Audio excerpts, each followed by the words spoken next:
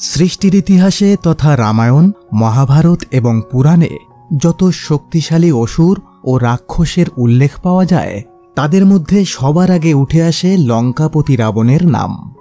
তার বিপুল ক্ষমতার সামনে টিকে থাকা কোনো মানুষ তো দূরের কথা, দেবতাদের পক্ষেও সম্ভব ছিল না।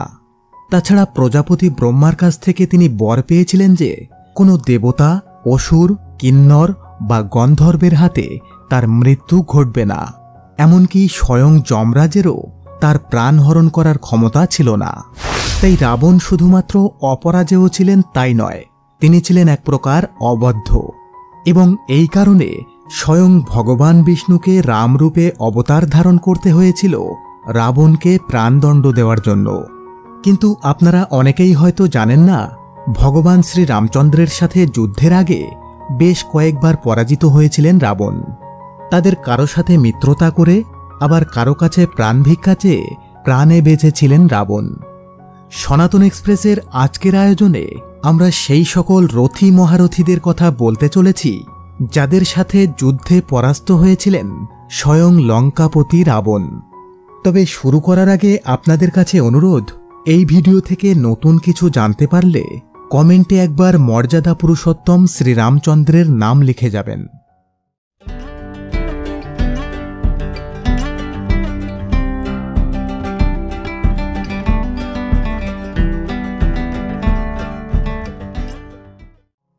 প্রথমেই আসি মহারাজ কার্তবীর্যার্জুনের ঘটনায়। রামায়ণের উত্তরকাণ্ডে রাবণ ও কার্তবীর্যার্জুনের এই দ্বন্দ্বের বিবরণ পাওয়া যায়। একদা মহাপরাক্রমশালী এবং উদ্ধত রাবণ যুদ্ধ জয়ের নেশায় হাজির হলেন মাহিষ্মতি নগরে। নর্মদা নদীর তীরে গড়ে ওঠা সেই সুমহান রাজ্যের রাজা ছিলেন চন্দ্রবংশীয় রাজা মহামতি কার্তবীর্যার্জুন। দত্তাত্রেয় মুনিকে তপস্যায় সন্তুষ্ট করে তিনি বরলাভ করেছিলেন তিনি তার দুই বাহুকে প্রয়োজনে সহস্র বাহুতে পরিণত করতে পারবেন এবং আপন পরাক্রমে সমগ্র পৃথিবী জয় করতে পারবেন। তো রাবণ মাহিষ্মতি সম্রাটের সাথে যুদ্ধ আরম্ভ করার আগে নর্মদা নদীর তীরবর্তী একটি স্থানে শিবলিঙ্গ স্থাপন করে পূজা শুরু করলেন।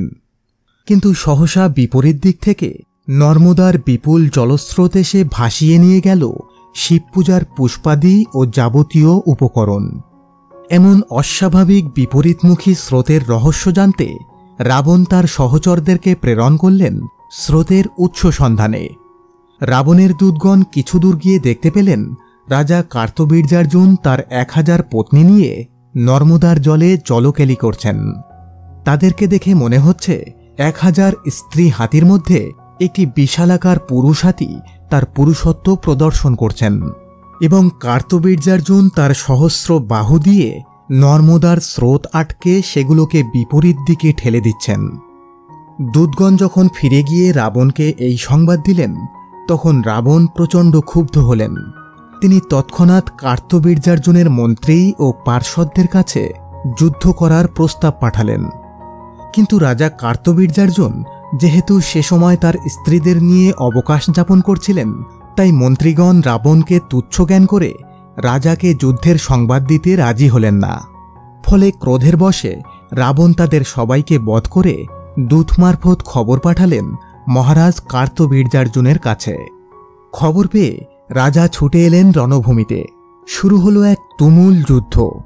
রাবণ ও তার বিশাল সেনাবাহিনীর কাছে সহস্র বাহুযুক্ত কার্তবীর্যার্জুন একাই ভারী পড়ে গেলেন।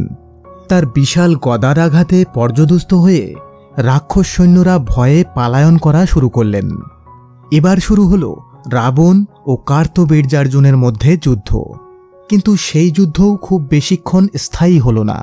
কার্তবীর্যার্জুনের গদার আঘাতে শীঘ্রই ভূপাতিত ও বন্দী হলেন রাবণ। তাকে নিক্ষেপ করা হল মাহিষ্মতির অন্ধকার কারাগারে। আপনারা অনেকেই জানেন রাবণের পিতামহ ছিলেন মহামুনি পুলস্ত্য। স্বর্গ থেকে পুলস্ত্য যখন রাবণের এই দুর্ভাগ্যের কথা জানতে পারেন তখন তিনি মাহিষ্মতি সম্রাটের কাছে এসে রাবণের মুক্তি প্রার্থনা করেন। রাজা কার্তবীর্যার্জুন বিপুল বলশালী হওয়ার সত্ত্বেও মুনি ঋষিদের প্রতি তিনি ছিলেন খুবই অনুরক্ত।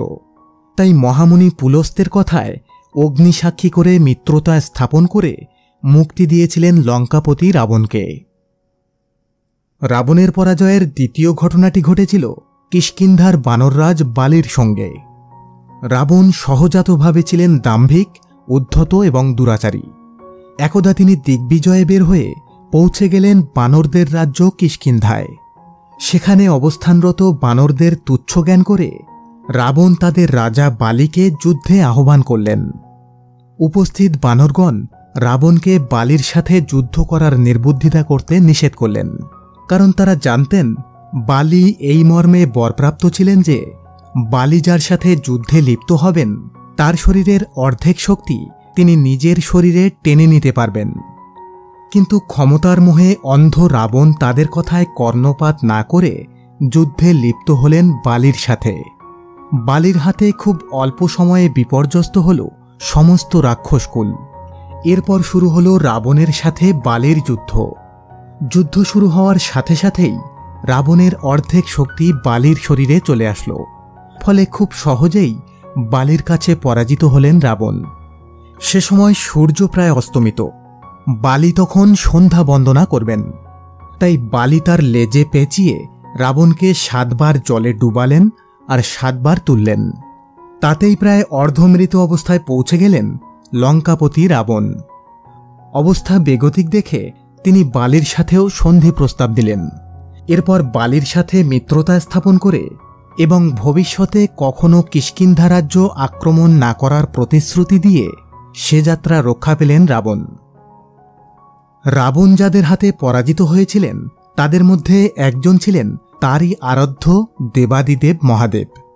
আপনারা অনেকেই জানেন রাবণের বৈমাত্রেয় ভ্রাতা ছিলেন কুবের। এই কুবেরকে লঙ্কা থেকে বিতাড়িত করে তার পুষ্পক বিমান অধিকার করেছিলেন রাবণ। পরবর্তীতে সেই বিমানে চড়ে তার সমস্ত হীনকর্ম চরিতার্থ করতেন তিনি। একদা তিনি এই পুষ্পক বিমানে চড়ে পরিভ্রমণ করছিলেন, কিন্তু এক অতি মনোরম পর্বতের সামনে দিয়ে যাওয়ার সময় তার বিমানের গতি শূন্য হয়ে গেল। কোনোভাবেই সেই পর্বতের উপর দিয়ে বিমান নিয়ে উড়ে যেতে পারলেন না তিনি। অন্যদিকে রাবণ ছিলেন অত্যন্ত একগুঁয়ে ও জেদি স্বভাবের। তিনি পণ করলেন এই স্থান দিয়েই তিনি তার বিমান উড্ডয়ন করে নিয়ে যাবেন। তাই পুষ্পক বিমান থেকে সেই পর্বতের পাদদেশে অবতরণ করলেন তিনি। তিনি চেয়েছিলেন এই পর্বতটিকে এখান থেকে সরিয়ে এই স্থান দিয়েই তার বিমান উড্ডয়ন করে নিয়ে যাবেন। তবে এই পর্বতটি ছিল হর পার্বতীর আবাসস্থল কৈলাস পর্বত। তাই পর্বতের পাদদেশে তার সাথে সাক্ষাৎ ঘটল ভোলানাথ শিবের সহচর নন্দীর সাথে। নন্দী তাকে এই পর্বতটি হরপার্বতীর আবাস বলে সাবধান করার চেষ্টা করলেও তার কথায় কর্ণপাত করলেন না রাবণ, বরং তিনি পর্বতটিকে উত্তোলন করা শুরু করলেন। তাই প্রচণ্ড ঝাঁকুনিতে নড়ে উঠল কৈলাস পর্বত। মহাদেব বুঝতে পারলেন এটা আসলে কার কাজ। তাই তিনি তার পায়ের বৃদ্ধাঙ্গুলি দিয়ে আলতো করে চাপ দিলেন পর্বতের চূড়ায়। তাতেই প্রাণ ওষ্ঠাগত হয়ে উঠল রাবণের। রাবণ তখন শিবের প্রকোপ থেকে বাঁচতে শিব তাণ্ডব স্তোত্র রচনা করে শিবের মনোরঞ্জন করেন এবং সে যাত্রা প্রাণে রক্ষা পান। বলা হয় এই ঘটনার পর থেকেই রাবণ ভোলানাথ শিবকে তার আরাধ্য হিসেবে পূজা করতে থাকেন। ইক্ষ্বাকু বংশের তথা সূর্য বংশের পরাক্রম সম্পর্কে রামের সাথে যুদ্ধের আগেই জেনে গিয়েছিলেন রাবণ। ব্রহ্মার বরে বলিয়ান হয়ে রাবণ সমগ্র বিশ্বের সব নৃপতি ও ক্ষত্রিয়দের তুচ্ছ জ্ঞান করতে শুরু করেছিলেন। তারই ধারাবাহিকতায় একবার রাবণ এলেন শ্রীরামচন্দ্রের পূর্বপুরুষ মান্ধাতার রাজত্বে। এরপর মান্ধাতাকে আহ্বান করলেন যুদ্ধে। মহাবীর মান্ধাতাও রাবণের আহ্বান স্বীকার করে হাজির হলেন যুদ্ধক্ষেত্রে। কিন্তু মান্ধাতার পরাক্রম সম্পর্কে রাবণের ধারণা ছিল সম্পূর্ণ ভুল। রাজা মান্ধাতা একাই রাবণের সব রথী মহারথী যোদ্ধাদেরকে তথা শুক, অকম্পান, মহোদর, বিরূপাক্ষ এবং আরও অনেককে ধরাশায়ী করে ফেললেন। রাবণের সামনে তখন নিশ্চিত পরাজয়। তবুও তিনি এলেন যুদ্ধভূমিতে মান্ধাতার সাথে যুদ্ধ করতে। এরপর মান্ধাতার দিকে নিক্ষেপ করলেন ব্রহ্মাস্ত্র। অন্যদিকে রাজা মান্ধাতাও এর বিপরীতে নিক্ষেপ করলেন মহাশক্তিশালী পশুপাত অস্ত্র। এই দুই অস্ত্রের মুখোমুখি সংঘর্ষ হলে ত্রিলোকের ধ্বংস অনিবার্য। তাই ঋষি পুলস্ত্য ও ঋষি গলভ এই যুদ্ধে হস্তক্ষেপ করেন এবং তাদের দুজনকেই যুদ্ধ বন্ধের নির্দেশ দেন। এ সময় ঋষিগণ মান্ধাতাকে বুঝিয়ে বলেন যে তারই বংশধর এবং ভগবান বিষ্ণুর অবতার শ্রীরামচন্দ্রের হাতেই রাবণের মৃত্যু পূর্ব নির্ধারিত। সুতরাং যুদ্ধে বিরতি দেন রাবণ ও মান্ধাতা দুজনেই। তবে রাবণের বিরুদ্ধে মান্ধাতার অকল্পনীয় পরাক্রম প্রদর্শন করার জন্য পরবর্তীতে তার নাম হয় ত্রশদস্যু।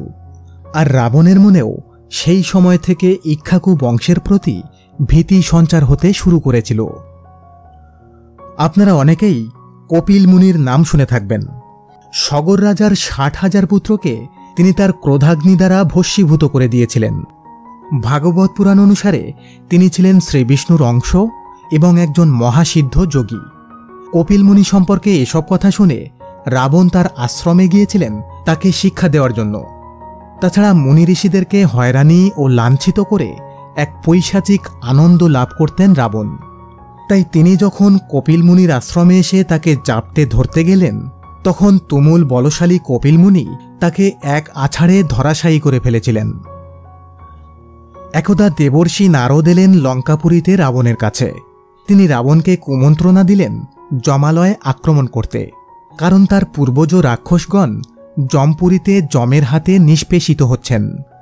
নারদের কথা মতো যমপুরীতে হানা দিলেন রাবণ, কারণ তিনি জানতেন স্বয়ং যমও তার প্রাণদণ্ড দিতে সক্ষম নন। এরপর যমালয়ে তুমুল যুদ্ধ শুরু হল রাক্ষস বাহিনী ও যম সেনাদের মধ্যে। যুদ্ধের এক পর্যায়ে যম তার যমদণ্ড ও মরণপাশ দিয়ে আষ্টে পৃষ্ঠে বেঁধে ফেললেন রাবণকে। এ সময় ভোলানাথ শিবের মধ্যস্থতায় রাবণকে মুক্তি প্রদান করেছিলেন যমরাজ। লঙ্কাধিপতি রাবণ ভগবান বিষ্ণুকে তার প্রধান শত্রু বলে মনে করতেন। তাই তিনি একবার পরিকল্পনা করেছিলেন বৈকুণ্ঠ তথা বিষ্ণুলোক আক্রমণ করার জন্য। কিন্তু তিনি তার বিপুল সেনা নিয়ে বৈকুণ্ঠ আক্রমণ করলেও শুধুমাত্র রাবণ একাকী বৈকুণ্ঠের রাজধানী শ্বেতদ্বীপে প্রবেশ করতে পেরেছিলেন। তবে সেখানেও বৈকুণ্ঠের অধিবাসীদের দ্বারা তিনি শোচনীয়ভাবে পরাজিত হন। এরপর তিনি লজ্জায় বৈকুণ্ঠ ত্যাগ করতে বাধ্য হন। এছাড়াও একদা পাতাল লোকে দৈত্যরাজ বলিকে উদ্ধার করতে পাতালে গিয়েছিলেন রাবণ। তবে সেখানে তার কোনো শক্তিই কোনো কাজে আসেনি তার, বরং পাতাল লোকের শিশুদের হাতেও পরাস্ত হয়েছিলেন তিনি। তবে পরিশেষে একটি কথা না বললেই নয়, আর তা হল পবনপুত্র হনুমান একাই রাবণকে পরাজিত এবং বধ করার মতো সামর্থ্যবান ছিলেন। তাছাড়া ব্রহ্মা রাবণকে যে বর দিয়েছিলেন তাতে মানুষ এবং বানর ছাড়া আর কেউই রাবণকে বধ করার অধিকারী ছিল না। সুতরাং বানর হওয়ার সুবাদে শ্রী হনুমানও নিমেষেই রাবণকে বধ করতে পারতেন। কেমন লাগলো আমাদের আজকের আয়োজন? ভালো লাগলে লাইক করুন, কমেন্ট করুন, শেয়ার করুন এবং অবশ্যই এই চ্যানেলটি সাবস্ক্রাইব করুন।